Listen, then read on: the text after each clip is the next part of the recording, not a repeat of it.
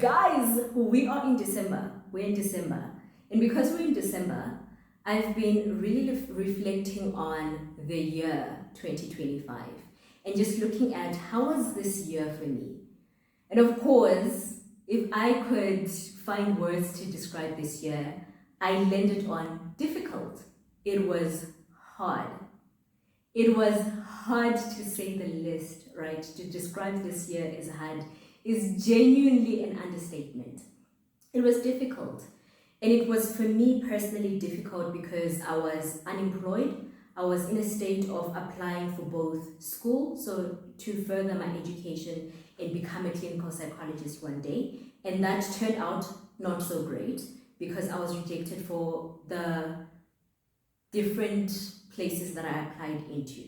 And then I also started the entire year, of course, applying for jobs. And that also was not so great because, yes, I got called for interviews here and there, but I wasn't actually offered a position. So that came with its own set of challenges and sitting with rejection. And of course, when you sit with rejection, you actually start to ask yourself, is it me? What the hell? What the hell, guys? What the hell? I'm actually qualified for most of the positions that I'm applying for. That's why I'm applying for them, because I'm qualified. Am I not writing my CV well? Am I not presenting myself well? What is happening here? You start to question yourself and your skills and what you bring to the table, all that. So that came in this year. But then I also thought about all the previous years that I've lived. I don't think I have described years as not difficult, which is not great. It's not great. I always find ways of finding what was difficult about that year and using that to describe my year. Speaking about 2024, what was difficult about that year is that I was burnt out, I was struggling to rest, and at some point, I was also struggling with insomnia because of the anxiety that was coming from the amount of work that I was doing and the amount of things that I was juggling at the same time. So every single year, there was a level of difficulty that I was dealing with, challenges that I was dealing with, whether it was loneliness, it was relationships, it was friendship breakdowns, whatever the case is, there was something that I was dealing with and trying to navigate my way through. And of course, we survived it. I survived it. But sometimes it got me thinking actually about a quote. This was a quote by Jim Carrey. So Jim Carrey is an actor and a comedian, and he has received several awards, including 2 Golden Globe awards, right? So he said this: I think everyone should get rich and famous and do everything they ever dreamed of, so that they realize and can see that it's not the answer. Sit with it for a moment, getting everything that you dreamed of, everything that you prayed for, everything that you ever wanted, living that life and still realizing that that is not the answer. The answer is not in getting everything that you want. The answer is not in me becoming a clinical psychologist. It's not in all the different things that I want to have, whether it's marriage, it's children. It's not in all those different things. Yes, those things would be great for me to have, but that is not the answer. Because even when I get that, I will probably still find something that is difficult about sitting in those blessings, whether it is now being in a state of being married and having children. I'll still probably say that, it's difficult managing being a mom and being a parent. We'll always find something that is hard about certain situations. Or even being a clinical psychologist, being like, okay, it's difficult having to be part of a team, or difficult having to deal with so many cases at the same time, or difficult managing my own mental health on top of helping other people manage theirs.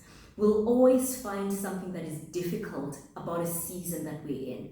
Well, I don't know what season you're in. I don't know what difficulties you're facing, but I can sort of assume that, like me, you've probably found difficulties at every single stage of your life. For me, it's been different at different stages. But I do think that it's important that within the difficulties that we're naming, we're still able to find ways of moving forward in healthy ways. And it got me thinking about some of the things that I learned this year, and just doing a video to wrap up this year on a positive note, but also to set the tone for 2026. Because even when I reflected on 2025, I realized that my year only started getting better when my mindset shifted. It only started getting better in the last 3 months of the year, which is actually quite disappointing, isn't it? Miserable 9 months and it gets better in the last 3. That is not great. But I want to step into 2026 with a different mindset. And here are some of the things that I wrote down is just a way of guiding me and ushering me into the new year. So the first thing that I learned from 2025 is that it's important to be present. And it comes from recognizing that each year comes with its own set of challenges. Even each dream that you have had comes with its own set of responsibilities. Each thing that you prayed for will also come with its own set of challenges. And because of that, it's important to be present. So for me, this year being present meant actually allowing myself to rest. Being unemployed, yes, it's difficult, but it's also an opportunity that allows me to look at what are my hobbies that I can do in this present moment. What are some of the things that I can be grateful for within this present moment? How can I be present within this season so that I don't look back at it and be like, oh, I wasted my time when I was at home? What could I have pursued that could make this season worth it for me? And for me, it was YouTube. It was being able to work on skills that I had that at some point I wasn't actually cultivating. So I was able to be present within this season and to appreciate it a little bit more, even though, yes, I am not taking away from the fact that it was difficult, but I am adding to the fact that being present in it actually allowed me to be grateful for it. The second thing that I wrote down is it's important for you to control the controllables. So it's not everything that we're able to control within the situations that we experience. There are certain things that are completely beyond our locus of control, and that's okay. We can't change that. We cannot change that. But it's important for us to focus on the things that we can control, right? And for me, it was little small things like, okay, I know that working out, taking walks, it helps me. It helps me feel happy. It helps me feel present. It helps me to not stress as much. So I did that. Being able to send applications, I did that. Sent many. Some responded, some didn't.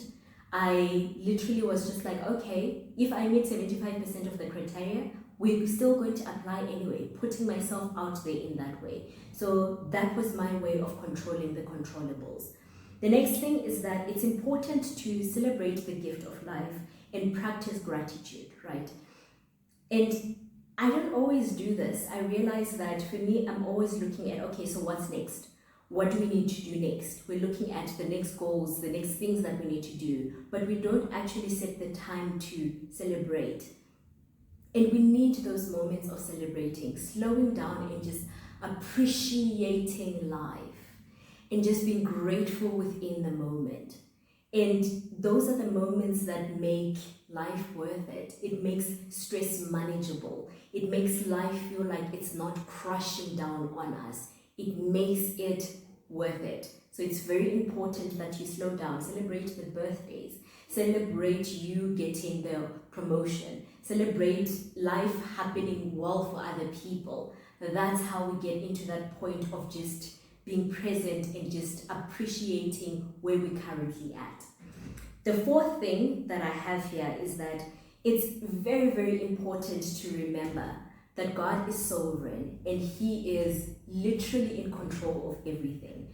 So even in moments where we are like, okay, this is not how I thought my life would be, God is still in control of that.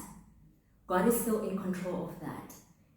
And I love this because I genuinely always used to think that I always used to associate God with the good moments in my life. But now, when things are not working out, I'm still able to say that, no, God is still in control. He's still sovereign over this. And He'll still find a way to use this situation that it benefits me for my good, whether it is character, whether it is still learning and growing within the person that I need to be in the next season of my life. Sometimes we need those moments of hardship in order for us to remember who God is, in order for us to also remember that even when things are going well, God is still in control. Even when things are not going well, God is still in control. And He still deserves the glory within all those different moments. So that's what God this year taught me. It taught me that God is sovereign. He is sovereign over every single situation. He knows exactly what is happening. And because of that, I was like, why worry? He knows exactly how the situation is meant to work out for my good. Whether it is giving me rest and rejuvenation so that I'm able to go into the next season with so much energy and able to go into the next season with patience and able to grow different aspects of my character. I was able to sit down and say that God is sovereign over this too. His hand is in this season too. Even though it is difficult, He is with me. Because we say that though we may walk through the valley of the shadow of death, you are with me. We know that sound very well, that He is walking with us in the valley. But how are we able to know God as a comforter if we are not in situations where we needed comfort? How are we able to know that? So even within the season, there were certain characteristics of God that were revealed to me that I very, very much appreciated. And the fifth and final thing that I wrote here is that it's important for you to remember that tomorrow is not guaranteed. You are not guaranteed another sunrise. So because of that, if there is something that is on your heart that you know that I ought to be opening a YouTube channel, I ought to be doing a podcast, or I want to be writing a book, or I want to open this foundation for whatever reason, it's important that you actually do it, because you don't know when your time is running out.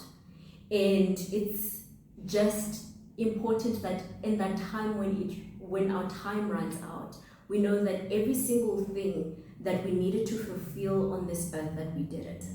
So that, again, I always go back to this. We can stand before God and hear the words, good and faithful servant, because all the different talents that you were given, all the skills that He breathed within you, you were able to ensure that breeds fruit.